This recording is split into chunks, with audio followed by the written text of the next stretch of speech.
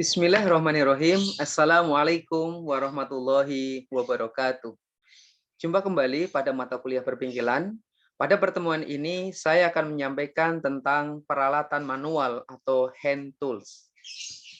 Capaian pembelajaran pada pertemuan ini adalah mahasiswa memahami dan mampu mempergunakan peralatan manual.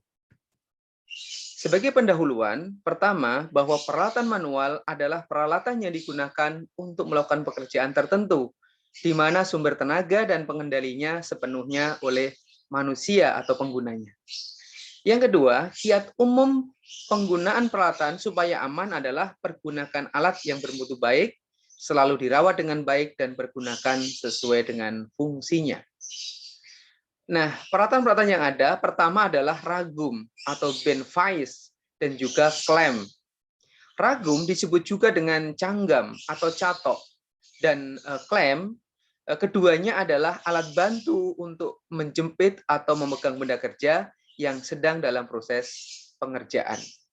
Ragum umumnya ditaruh di atas meja dan lazim digunakan untuk menjepit benda kerja yang relatif kecil dan ringan, sehingga ragum stasioner di mana benda kerjanya yang akan bergerak mengikuti ke tempat ragum. Nah, sementara klem adalah penjepit yang portable, ringan dan mudah dipindah-pindahkan. Oleh karena itu, lazim digunakan sebagai alat bantu untuk memegang atau menjepit suatu komponen atau benda kerja pada benda lainnya yang lebih besar atau berat.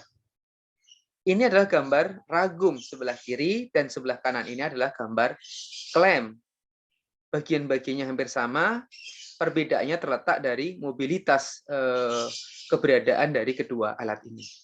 Ini adalah gambar ragum dengan berbagai variasi, di mana bagian-bagian ragum itu ada handle untuk bisa mengatur penjepitnya ini, movable jaw-nya penjepitnya, kemudian ada fixed jaw, bagian penjepit yang kemudian dia diam, dan dengan adanya handle ini, kemudian adanya ulir adjusting screw, maka akan bisa diatur maju dan mundur sehingga benda kerja akan terjepit. Kemudian di bagian bawah ada swivel lock, ini untuk mengunci agar tidak kemudian berputar. Kalau kemudian dibuka maka movable jaw dan fixed jaw ini bisa kemudian digerakkan sehingga posisinya sesuai dengan yang diperlukan.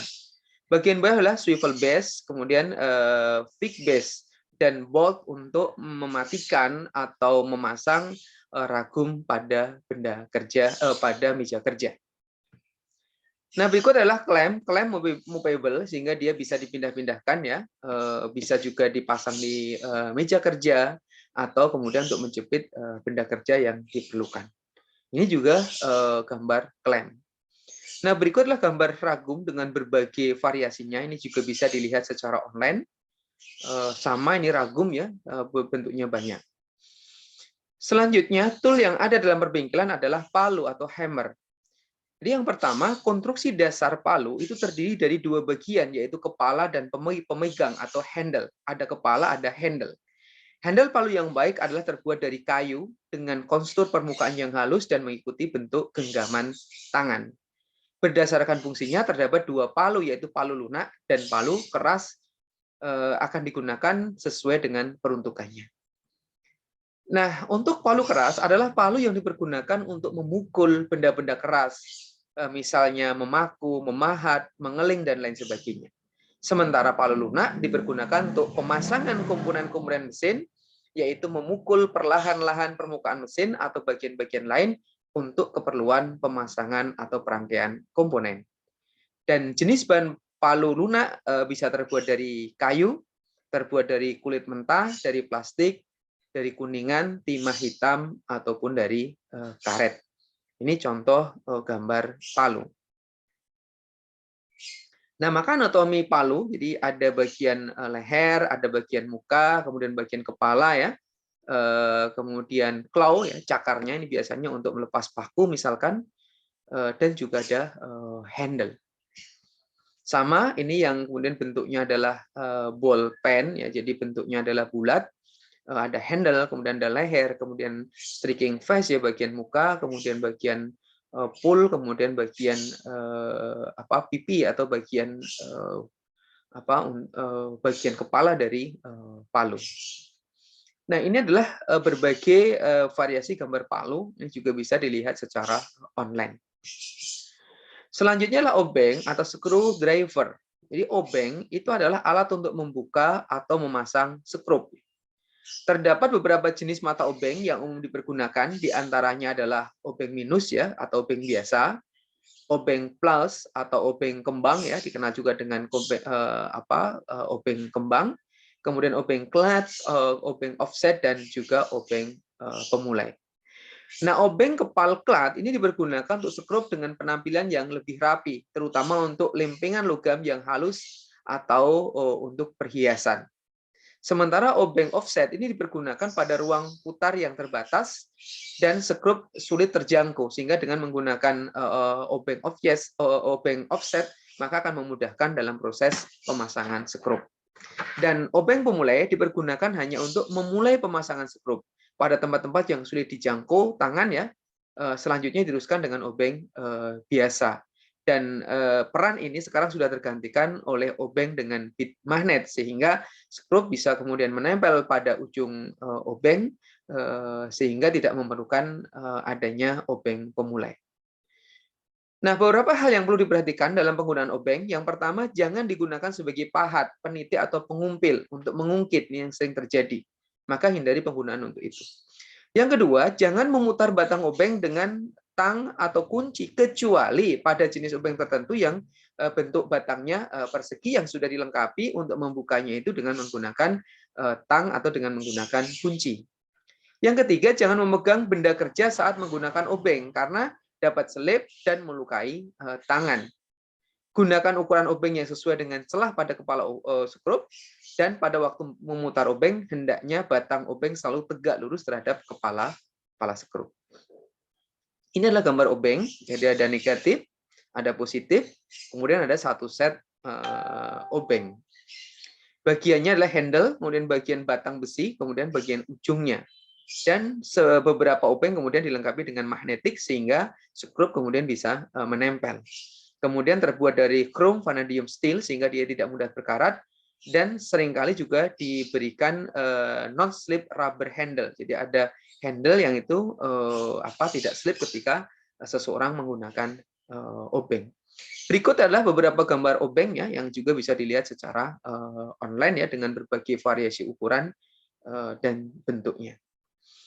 Perkakas selanjutnya adalah tang atau plier ya. Terdapat beberapa macam tang yang biasa digunakan. Di antaranya adalah ada tang kombinasi atau dikenal juga dengan tang serbaguna, ada tang pemotong diagonal, tang potong samping, tang lancip, dan juga tang pengunci atau pembuka ring.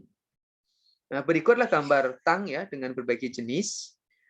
Ada bagian handle, kemudian ada spring, ini untuk selalu membuka ya. Kemudian biasanya juga terbuat dari steel carbon steel ya. Kemudian bagian-bagiannya untuk tang ada rahang lurus ya di depannya, ada yang lancip, ada rahang cekung ya, ini untuk menjepit biasanya. Ada rahang halus, rahang cekung, dan juga ada rahang potong bagian untuk memotong.